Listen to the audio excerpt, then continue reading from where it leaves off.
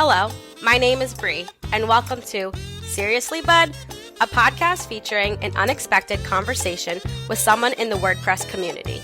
And now it's time for my dad, Bud Kraus. Thank you, Bree. You know, I had so much fun last week speaking with Elena Reskichin. I thought I would do this all over again. Now, if you want to keep up with all things Seriously Bud, then you can subscribe to my newsletter at seriouslybud.com. And I do have some very exciting news to share with you, but I just can't do it yet. So I'll be back at the end to give you my thoughts about this week's episode. It's number 31, so here we go. Hans Skillrud, welcome to Seriously Bud. Did I say your last name right? You did. You nailed it. Okay, well that's good. Now, where are you? I'm in Chicago. Well, actually, just outside of Chicago, in the burbs. Are you a Wrigley Field fan, a Chicago White Sox fan? For sure. Ever since COVID, though, I don't know. Sports have just kind of left my interest. And these days, I find myself like looking up at the stars a lot and doing a lot more outdoor activities like fishing and camping and stuff. But if I had to pick, the Bears, the Cubs, those are two teams I do find myself watching every now and then. Well, where are you located in relation to Wrigley Field? 10 years ago, I lived a block from Wrigley Field, but for the last 5 years, I've been out in about 30 miles west of Wrigley Field. So I'm in West Chicago, near Carroll Stream and Naperville and Wheaton. I've not been out that way. What's it like? Is it a suburb? Is it what? Yeah, definitely a suburb, distant suburb for sure, but a suburb nonetheless. You know, they all have their own little downtowns and everything. It's a beautiful area. I often drive by and like sometimes I'll just randomly end on a street where there's just like rows of mansions, and it's like blows my mind, just reminding me, wow, there's a lot of people who've done very well for themselves throughout Chicagoland, not just in the north, but in the west too, Wheaton in particular. Very impressive. So yeah, beautiful area. Lots of trees and trails and stuff like that. Now, when you lived near Wrigley, did you go to a lot of the games? I did. Yeah. That was, typically whenever there was like free hot dog night or something like that. This was right before they won the World Series. So it was before they were, they kind of caught on with the rest of the nation when, season tickets were, I don't know, like $1,000 or something like that. The only thing I don't like about Wrigley is they put lights at Wrigley Field. I just wish they had never done that. It only played day games. I just think, that ruined it for me. There's nothing like a day game at Wrigley Field, with the hot dogs and the beer, and it's a good time. So you're a big baseball fan? Yes, I am. And in fact, there happens to be a huge playoff series going on right now for my team, the New York Metropolitans. What made you move to Chicago? And I love Chicago. It's one of my favorite cities in the country. That's awesome. I love Chicago too. A big fan. So what brought me there was I had patented a drinking device of all things in my early 20s, a nifty little way to enjoy, basically this was honestly, it feels like a previous life, but I got it into Spencer's Gifts at the time. Spencer's Gifts was a store in the mall that, that was a big thing back in the day. I think today it's Amazon, but back in the day, Spencer's Gifts was the end-all be-all for a product like mine. So I got into Spencer's Gifts, and then I reached out to this tiny little company called Groupon at the time. Yeah. And I told them about my product, and I wanted to be on their website. They laughed and said no. But they offered me a job. And so I moved up to Chicago to be one of the first employees of Groupon. Wow. So I lived with some college buddies there and had a great time. Yeah. What did you do? So I was a sales manager. I managed about 100-person team at Groupon. What, you were like 12 years old when you were doing this? I mean, come on. I was in my early 20s, very motivated. And at the beginning, I really believed in the Groupon model. I felt like we were giving small business owners a chance to bring in new customers at a come in at a slight discount, and they all come, this back in the day, Groupon was like, everyone had to come together to buy a deal. And then the business model changed and they went public, and I started to become a little disconnected with their business model. And, that's when I set off to run an agency in 2012, because I just didn't feel like people should discount themselves to just get exposure online. So I built an agency to help small businesses get exposure online. Well, we'll get to that in a second. Now, I'm just assuming you were like 15 years old when you did. No. I was in my early 20s. Good night, nurse. Okay. So, by the way, I'm a Midwesterner too. Okay. So I'm from Cleveland, Ohio. We have a kinship, because You're from Indiana, Bloomington, Indiana? Bloomington, Illinois. Illinois. What am I thinking? Of course. No. Bloomington, Yeah. Indiana's the popular one. That's where Indiana University is. Beautiful. Bloomington, Illinois, about 120,000 people, actually. It surprises a lot to hear that. It's in central Illinois, home to State Farm, home to several colleges, including Wesleyan, Illinois State University. It's a beautiful little town. I love it. Yeah. I miss it. Yeah. And yeah, I'm actually friends with the original Jake from State Farm, that famous commercial that you probably see watching, sports games and stuff like that. So you went to high school there, I'm assuming? Yes. And where'd you go to college? I went to Miami, Ohio. You did? I did. I went to Ohio University. Excellent. So awesome. we are rivals. We are officially rivals. I think you all beat us on the Halloween parties, as I understand. I invented that Halloween party. Okay. That's awesome. I was definitely one of the inventors. Now, I have to say, the way we always looked at it was Miami of Ohio was the serious school, and my school was the party school. Got it. And I got a degree in partying. That was I invented a drinking device, so I think I already had my share too. So now, what made you go to Miami of Ohio? In high school, I was not the most studious student. I think I got really serious at the end of my senior year of high school, and then I got very serious in college. But I just liked the sound of it. I mean, honestly, I think that was it. I think I visited the campus once, and I was like, okay, this is it. Yeah. And it was just that simple. I have never been to the campus. It's a nice campus. Oh, it's beautiful. Yeah, but not as pretty as Ohio University in of course, Ohio. You're the host of the show, so I can't, That's right. Your microphone. Seriously, bud. Seriously, Hans, I have controls here. But I know I have heard it's really, really pretty. Now, what did you study? So I started going in with chemistry, pre-med, and physics. Chemistry and physics were going to be my double majors. And then I took one entrepreneurship class, and that just set me on fire. I was just like, oh my God, I found what I love. How about that? Yeah, entrepreneurship, I kind of completely shifted. And I was doing, I loved chemistry. I oddly was good at organic chemistry. I was an organic chemistry tutor. Really loved that stuff. Well, is that how you mixed beer and entrepreneurship together? But no, good question for sure. But no, I found a love for entrepreneurship, and so I shifted. And so I finished my chemistry major, but I also did finance with a minor in philosophy. So, and entrepreneurship. So, and I bet you were a good student too. At a certain point. I will sit in a library and study 8 hours a day. Sometimes I wish I could go back to that easy of a life.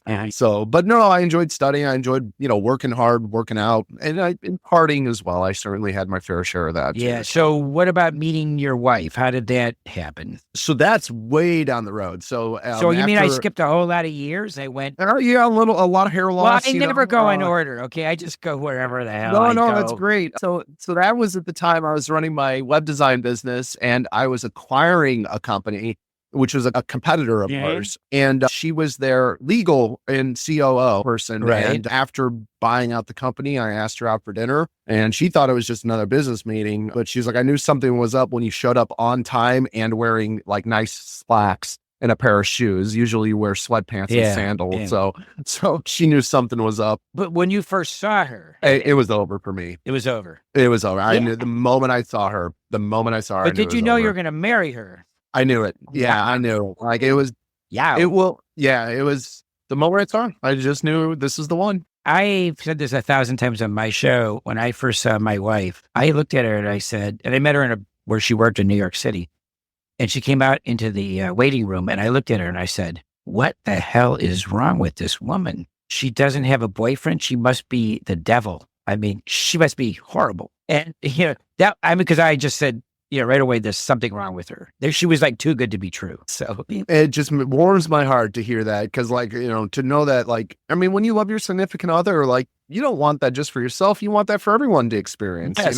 You want that for as many people as possible. That's so interesting that you say that, because I always ask people, was it love at first sight? And for people who have experienced that, they want it for other people too. There is nothing like that moment. It is like getting hit by lightning. You won't forget this, Oh, absolutely. It's unique. And and asking the very beginning, asking do you want to did you start up a conversation hey, do you want to go on a walk or something? They're like, yes. And you just feel like, oh my gosh, they want to walk with me. I know. And I was always so insecure and afraid of asking women out because, God, what happens if they say no? Sure. I will be crushed for like 2 years.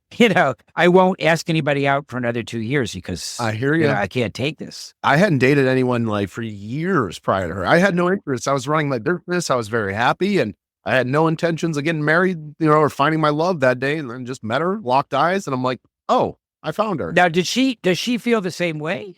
She does. Well, yeah. At least I pay her to feel the same way. So I'm just kidding. No, we got lucky for sure. And how long from that moment to going down the aisle did it take? So we met 2015. We started Termageddon in 2016. So, and then I married her 10/10/2020, which I'd like to compliment myself on. I specifically selected that date just so that I can remember. What was that date again? 10/10/2020. I would forget it. How can you forget it? That's 10, so 10, easy. 2020. Yeah, I guess so. I forget everything. I mean, I know my wedding date, but it's sort of... Well, I expect you to know mine now moving forward. No, too, I don't know. so. I mean, No? I have it No? engraved over here on my... I don't forget. I should have a tattoo if the... There you go. That would be a good tattoo. Just so I don't forget. Yeah. Yeah. After you graduate, what happens then? I know you're 21 years old and you're the head of this big sales force, I guess. So right after college, I started, the product was called Shot Bong, which was basically a unique way of taking shots and chasers so that you don't taste the liquor whatsoever. So that's smart.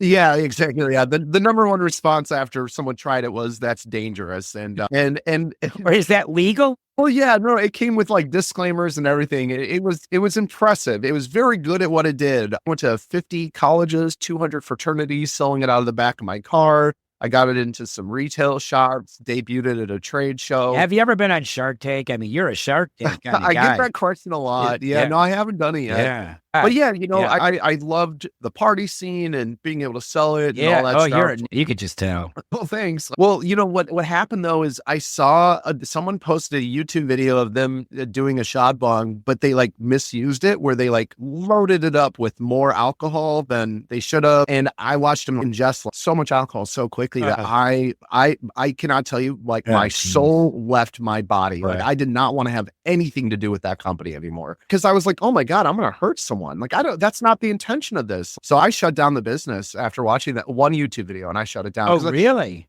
Yeah, the guy was holding in his hand something I put together. I trembled every one. Yeah, it scared me, and I'm sure the guy was fine. I mean, he posted additional videos the next day, but I hated it. I hated every aspect of it. Like it bothered me too much that I could hurt someone. So I lost interest completely in the business. Okay, but Hans, do you have any like extras left over? I have one left in a frame, and there are people that will text me still. Just be like, hey, I just brought out the shot bong tonight. And I'm like, that's a collector's item these days. Not many people have those anymore. So since I don't really like alcohol, but I like its effects, your invention here would be something that would interest me. Yeah, sure. That's true. I really don't drink alcohol that much except word camps. I would say word camps is pretty much the only time every year I drink. But outside of that, I don't really touch the stuff anymore. It just doesn't interest me. I just don't have an interest in it really anymore. So word camps, in case my listener doesn't know, he always like to explain a few little things. And in case my listener does not know what a word camp is, it's a WordPress conference that takes place around the world or locally. They're conferences that are attended by sponsors, speakers, and gadflies that just like to hop around and meet people. Now, I don't talk about WordPress all that much on this podcast, as you know, but here it is. We can talk about it for a second or two. How did you get into the WordPress thing? I know you had an agency, right? Tell me a little bit about that and how you evolved. Yeah. So when working at Groupon, I got to a place where I felt like we were just discounting small business owners to bring in traffic. And I got disconnected with the business model. It just really, I didn't feel the passion I once felt back when it was like people come together and buy a deal together and it spreads word of mouth, I thought, a lot. So long story short, I got disconnected with the business model and I started asking myself, why are businesses just properly communicating what they do online? And I've came to learn local business owners, they may be great at their craft, whether it's running a restaurant or offering plumbing services, whatever it may be, but they may not be so good at sharing that information online. And I wanted to be the company that provided that information online. Now, what year is this? That was 2012. Okay. So I sold my stock in Groupon and then started my agency. And then, we were full service for a long time, social media marketing, advertising, web design, web development. WordPress came to me because I cold called a bunch of people and someone called me back. And they were like, I don't want your social media services, but can you build me a website? And I'm like, sure, I can build a website, while holding the phone to my shoulder and Google searching, how do you build a website? Yeah. And, I think I was stuck between Drupal or WordPress. And I swear it was pretty much a coin flip. And I was like, all right, let's try WordPress. And happy I went that route, because obviously WordPress has grown since then. Now, hold on one second. I want to explain to my listener. Yes. It's always just one listener. WordPress is a content management system. It's software that allows people to make websites. That's the simplest explanation I could give. All right, go on. And Drupal is the same. Yeah. But Drupal is really like 1% of the universe, and WordPress is like 43% of the universe. So, okay. Yep. 43% of all websites are built with the WordPress. So they say. System. Yeah. Who knows? Exactly. Yeah. But and then as the years went by, we realized, instead of offering a full suite of services, we counted up how many services we offered. We offered over 40. Yeah. We decided that's too much. Right. And we decided to focus in on just web design and web support. So we got rid of all of our marketing services. And that's when our company really kind of took off, where, instead of trying to offer everything under the sun, just offer one thing really good. And so we were primarily a WordPress and app development shop. So we were a team of developers and ran that for several years. Now, Hans, I have a question about this. How difficult was it I don't want to say difficult to get business, because it probably wasn't all that, but did you run into competition a lot? Or it depended, or what? Tell me about the competitive landscape here. So the web design business is absolutely competitive. And that's because the barrier to entry is so low into being able to build websites. Right. So what that does is it creates an influx of a lot of people who, just like myself, I was at the very beginning, I was like, sure, I can build a website without even really knowing. So what happens in this particular industry, at least in my opinion, is that the first year, if you survive, it's basically a several years of survival. And after, I would say, like 6 or 7 years, if you're still around, you're in a good place and you're probably doing well. And so at the beginning, it was all about offering pricing too low because I didn't know any better. And then losing all my hair, and then realizing the profound realization, I should be paid for my time. Right. And that's when things start to shift. And when you start to have staff, you should be like, I should have standard operating procedures, a set standard amount of rules we all follow, which allow us to manage people easier. It allows us to understand what we offer and what we don't offer. And then the third biggest lesson was learning how to say no. So really the web design industry put me in boot camp, like how to run a business boot camp. And it was tough. There was a lot of tough days, but a lot of wonderful days too. So I don't regret it one bit. It taught me everything I know today. So now, how many people worked for you? About a dozen. Yeah. 12, 13 people. Yeah. That's quite an agency. Congratulations. That's thank you. Did you also use freelancers? Or no? I think we had some freelancers, but we were 12 full-time employees. For the people that hire design companies, this is such an important thing to know, which is never really asked, is that you want your kind of model compared to the agency that does nothing but freelance, just because they're loyal to the employer. There's cohesiveness. They've worked together before. That sort of counts for something. For sure. There's pros and cons to everything. And that's what I share in my sales pitch. And that's kind of just how I feel about sales in general, which is like, I don't know, if I can see both sides of a coin, I'm going to explain both and explain this is what we do. This is the pro to working with us, but these are the cons. There are pros to being a web designer who has a set of contractors. For example, you're not stuck on a payroll every month. So you can maybe keep costs down for customers. But the con to them is, there's typically less cohesion when compared to an in-house team. Yeah. I'm sure you are really good. Did you manage or just mostly sales? Where were you on that? I've been a salesperson since day one. And I always like to pause here because I think a lot of people think, not a lot of people, there are people that think poorly of salespeople. I don't. Well, good. I'm happy to hear no that. Way. In fact, go ahead and I'll tell you what I'm thinking. But yeah, no, I love it. At Groupon, even what I would do whenever I had to train salespeople, day one, I'd be like, look, I know a lot of people think poorly of salespeople, but the fact is, Sales is just a communication channel. It's how we deliver information. It is the individual who uses sales for good or bad. Right. And I only hire good people. And that's how I've always felt since day one. I want to use sales to help people, not hurt people. I would so much rather tell someone they're not a good fit than to say they're a good fit and take their money and know deep down inside they're not. And then you'll kill yourself for doing that. Exactly. Yeah. It just doesn't feel right. Yeah. So I don't know how people do that stuff. I always hold salespeople, for the most part. Now, it depends on who they are, but the idea of sales I hold in the highest regard, because without sales, you have nothing. There's no commerce. It's gone. It doesn't exist. You don't need accounting. You don't need marketing. You don't need whatever. You don't need sales makes the world go round. And I think the guy's name was Thomas Watson. Who was the head of IBM at one point. He thought of his sales force as like the gods of IBM. And he treated them like royalty and gave them all kinds of benefits. And because he knew without sales, we don't have anything. That's the way I look at sales. The people that I know that were really great salespeople, I always held them in the highest awe and regard because of the skill of being a good salesperson, that's one of the nicest compliments I've ever gotten. I think it's all relative too, because like I see developers and I'm so jealous of like how developers can just build something from nothing. Yeah. Like I'm like, oh, I wish I had that. And I'm so interested in that stuff. I think, I mentioned earlier, I took an entrepreneurship class, and I think that's kind of spoke to my sales side and being able to like showcase new ideas and sell concepts. But had I taken a computer course, I wonder if I would have fallen in love with that and built apps for a living. So, but no, I feel like, yes, things are, you do need sales people and that. Yeah. Really, you need both. You need the product and you need the sales. Like you need both. And you need them to work well together. Yeah. I have salespeople who understand the product, which is not always the deeply. Yeah. Yeah. All right. Now I want to get into, since we're on sales, I'm going to give you like 2 elevator rides here, okay, to talk about what you're doing. So you don't have to have I know you have an elevator pitch, but I'm going to give you 2 rides about what you're doing now. Yeah. So nowadays I run Termageddon with my wife. My wife's a privacy attorney. I'm in sales and marketing and support. And Termageddon is an auto-updating website policies solution.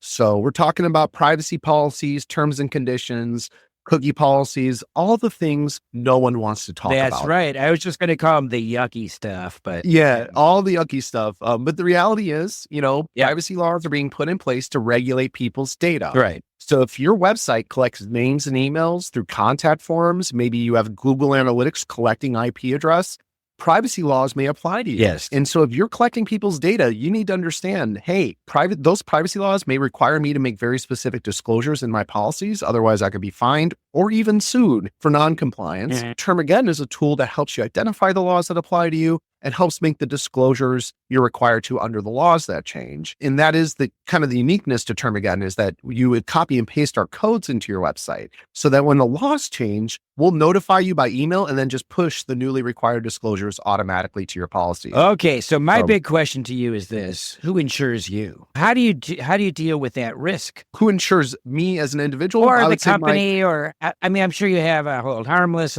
Unfortunately, I know a little bit about this stuff, but how do you offload that or reduce that risk? Yeah, for sure. So I'll do the joke side and then the real side. So the joke side, who insures me is my wife. So I promise you, I'm not the smart one in the group. My wife, she's the privacy attorney. She's the chair of the American Bar's e-privacy committee. And she was just asked a month ago by the American Bar to be their representative to the United Nations. She's now helping write privacy laws for countries at this point now, which is really exciting. Now, that's my insurance. Congratulations. Well, thank you. So, but then and we're going to get to your wife too. She sounds a lot more interesting than you. She is. Okay. She's far more interesting. Yeah. Right. But yeah, no, of course we have liability insurance and all that stuff. But do you have agreements? I'm sure you know about this with your customers that say we can't be held liable in case of whatever. Of course. Yeah, that's what I always share. In fact, our number one message is that if you can hire an attorney to monitor privacy laws and keep your policies up to date when your laws go into effect, of course go that route. Nothing beats getting legal advice. But not everybody can afford to do that. Exactly. We want to add our tagline, Termageddon, a solid plan B. That's what we believe in. Like if you don't have, $5,000 a year laying around for such a luxury, we could be a good alternative. Or in my opinion, the best case is use us to get your policies generated and then use an attorney to customize them if they so think so. We are very attorney friendly. We have full customization abilities with our tool. So I'm going to have to ask you a little bit more about this. Not now, but afterward, because I love this kind of stuff and I don't want to get good. down to, yes, I know. Okay. I mean, let's don't get too crazy here because I did call it the yucky stuff. So, Oh, could I do elevator pitch number 2 real quick? oh yeah. Oh yeah. So- 'Cause I so, did give okay, you so- 2. Yeah. No, that's great. So Termageddon, auto updating website policies. Mhm. It's, that's the concept I like to think we introduced to the industry, but really the elevator pitch 2 is like really the business model. And that's more so where I'm involved. So our business models, we give web designers a free license forever for their own website. So they can actually use our product on their own website. And only if they like our product do we ask them to at least consider recommending us to their clients. The model we have is like you as an agency or a freelancer, web designer, you get it free forever. And only if you like us, we'll give you educational materials so that you can help educate your clients. Like, hey, names and emails are regulated. You may need policies, and let the client have options, not just a term again. We really encourage them to offer options to choose from. Well, you're in the education business. Yeah, 100%. Yes, you nailed it. All right, let's get to your wife. Okay, so I know about, when you met and we got all that stuff done. Where did she go to school? So Donata is from Lithuania. Oh, that's right. So You did say that before. we yeah, started, so at the age of 12, she came to America. Donata, And, okay. Yeah, Donata. And But that does sound like Donata. I know it does. Yeah, Does people say, what, Donata? Of course. Yeah, we should get there all the time. I love it though. I Yeah, think that's it's such really a cool. beautiful That's name. very cool. All right, so let's go to Donata. Yeah, so at the age of 12, she moved to America, picked up English, and by 21, she was a licensed attorney. Wow. The lady Wait, she went to is- law school by 21? She graduated Finished. law school and was licensed by 21. Yeah. Where'd she go to law So school? she went to high school, college early. She went to high school and college early and got into law school early and graduated and got passed her bar first time through. So I don't know why she selected me as her partner in life. I don't know but either. I got to tell that's you. right. You really lucked out, pal. I know I asked you. I don't know if I heard. Where did she go to college? Oh, she went to John Marshall Law School. Oh, boy. Yeah. So that school it's Chicago. Chicago, yeah. And she had, what was it? Like, I think her first year class, 70% of people were cut or something along those lines. Yep. It sounded like a ruthless law school, but she survived it and came out a very logical person. Survived at 21. She had a law degree? Yeah. No. Yeah. And I don't even think my brain had been switched on yet. right? I wasn't even a functioning human. So Yeah. at 21, so she gets this. All right, then what happens? So yeah, she gets her license, and that happened to be right at the time when I was acquiring the software firm that she was working at. And then when I acquired the business, she did not come with the business, so she went off on her own, and she started a private practice working for agencies. I was a client of hers for many years, and then she got into privacy. She got certified by the International Association of Privacy Professionals, IAPP.org. And then that's really where her career took off, because she was a business attorney, business contracts attorney, but privacy really caught her attention, and she just lit on fire. I mean, she just doesn't stop. And the field so- grew and grew and grew and grew. Exactly. Yeah. So yeah, creating Termageddon, we created it before even GDPR existed. That's that privacy law that regulates the data of EU residents. So you guys are in this way early. Yeah. And I mean, we called it Termageddon. We really weren't expecting much from, we just launched it because I had a problem. I had clients asking me to copy and paste legal documents from other websites, and I never felt comfortable doing it. Well, turns out that's basically how everyone's been doing it. You just copy and paste someone else's privacy policy. So we created a little bit of a different approach, which is like, you know what? You need to not only have policies compliant with today's laws, but you have to have a strategy to keeping them up to date over time. So we like to be that strategy. Now, you guys have kids? No, we don't have kids. No, Plans for kids? not right now. It comes up in conversation. Right now, it's not really in our plans You at all. guys are But too other things busy. could change. Yeah, we're busy, and honestly, I visit my friends with their kids and my brother with his kid, and like, if for any parents listening to this, I have the utmost respect for you all. Like, oh my gosh, like having a kid is the wildest thing. Like I go in and visit my friends and their kids, and I like 3 hours, and I'm absolutely exhausted. Do you guys travel a lot? I bet you do. We do, yeah. We just got back from Taiwan. Donato was speaking at an event, a privacy event there, and then Donato spoke at WordCamp, which was that WordPress meetup for anyone listening. She just spoke at WordCamp in Portland. Oh, I didn't know that. Yeah, actually, the whole room was packed. There was standing room. There was people standing in the crowds. For talking about privacy, I found that to be pretty awesome. So, well, when I go to these things, I rarely go to any talks anymore, which sucks because I just go around talking to people the whole time instead of 100%. I think that's the evolution of people. It is. The first couple years, you go to all the speeches, and then as the years go by, it's more about saying hi to friends. It is. I know. I used to go to all the talks when I didn't know anybody, and then when you get to know people, it's sort of like a high school reunion. And, it is. You just, some of these friends have become my clients, which is even cooler. So that's awesome. Yeah. And what a unique thing where you make friends and then you basically meet them up all over the world. I have web design partners who are partners of Termageddon that live 20 minutes from my house, but I only see them in various cities around the world. It's pretty cool. So that's really amazing. Now, what do you do when you're not working? Is that possible? Because you're married to your work, literally. So we very strictly turn off work. We don't talk about work after 6 p.m. So what do you talk about? Well, right now it's yard work. We have an acre property and we got a lot of trees. Right. So right now I'm focused on raking duty and like spraying weeds and stuff. A lot of our nights lately have been just yard maintenance, which isn't the most fun, but I kind of get joy getting outside. And so you don't have a landscaper, or you do have a landscaper? We have called like 7 landscapers. Only one showed up to provide a quote, and after seeing our property said not interested and then left. So we don't know why people don't want to do landscaping, but at this point we're like, let's just roll up our sleeves and do it ourselves. And I've been enjoying it. So lately it's been a lot of yard work, but we do like to camp and like get out of the house and like go and explore things. We also visit Lithuania for a month every year, visit her family there and really. Where is her family? In Palanga, Lithuania, which is right on the Baltic Sea. It's this like beach town and it's absolutely beautiful. Tons of touristy kind of things going on, but also lots of really nice restaurants and parks and trails and everything. And in the summer, I know this already because I have a lot of Lithuanian friends. Yes, I have friends. They're all from Lithuania.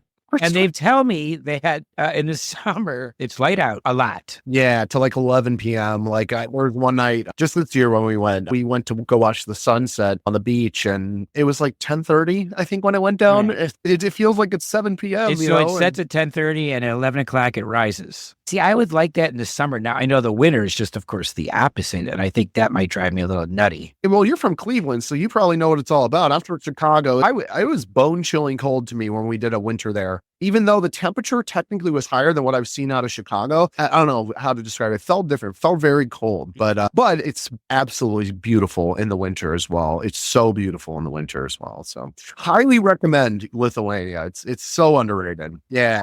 Have you been to Vilnius? I have. Yeah, that's where we actually did the winter trip. And boy, is that beautiful. If like for the Harry Potter fans out there, like when they describe like the brick roads and everything like that, that's the vibe I got. Wow. Was in Vilnius. So, and then there's a town, Kaunas.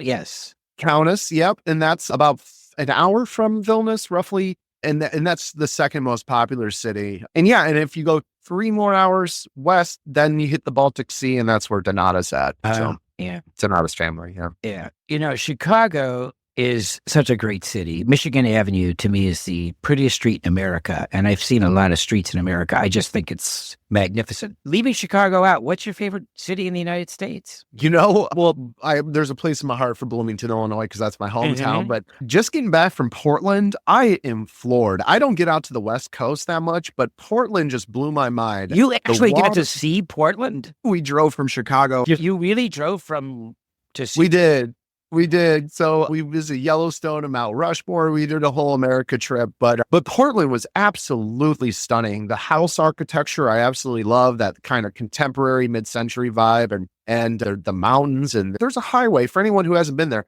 There's a highway that runs along this lake and river. And there's just there's just all these waterfalls like down the line and absolutely stunning. And the rivers are filled with salmon and there's beautiful trails and hiking. And I just love the city. I thought it was beautiful. My view of Portland this time was between the hotel and the convention center. That was just about it. Okay. That might have been a little bit different of an experience. Yeah. Because the homeless situation was very real. That's what I heard. eye-opening. Yeah, that was eye-opening. Yeah. Yeah, there was some messed up stuff we saw actually during that time. So maybe next time. Anyway, Hans, we have come to that point in this show. I could go on for a lot longer than this, and I'm sure we will. You and I this is the longest conversation we've ever had by far. We've never had a conversation until now. I'm happy we finally got it, I know, but we never ever talked at all until now. So, I used to see you and I just walk in the opposite direction. No, I'm just kidding. I'm just kidding. No, you're not. Everybody says that. I'm used to it. And then, no, I'm excited. We officially have chatted now. And now every time we see each other in the word camp. And I hope it's been recorded. So, That's true too. Yes. All right. So I'm going to ask you the question I always ask, which is, who do you recommend that I have on Seriously Bud? And I can only do one, correct? Yes, that is the rule. Awesome. Let's go with Andrew Palmer from the UK. And I'll send you his contact details. Yeah, I don't know Andrew. Obviously, we mentioned this before we started recording, but I know of Andrew, and maybe he knows of me. Who the heck knows? But that would be great. Awesome. That would be really terrific. Okay, Hans. He's got a heck of a story. Oh, boy. You really? In life. Yeah. Has he gotten into trouble, been in jail? I mean, I'm looking for stuff like that. I don't want to speak for him, but I will say that a lot. I mean, the guy's seen a lot in life. The way he sees life, I think, is beautiful. So he'd be a great person to talk to. I know the name, so I'm looking forward to that. Awesome. All right, thanks. Awesome. All right, take care, and we'll talk again. Thanks, bud. Hey, I didn't know that Hans went to college at Miami of Ohio, and he went on to invent the shot bang. And years later, he fell in love with his wife at first sight. Did you? And did you go to my website, SeriouslyBud.com, to sign up for my newsletter? Well, you can do that right after the show. And until next time, thank you for your time.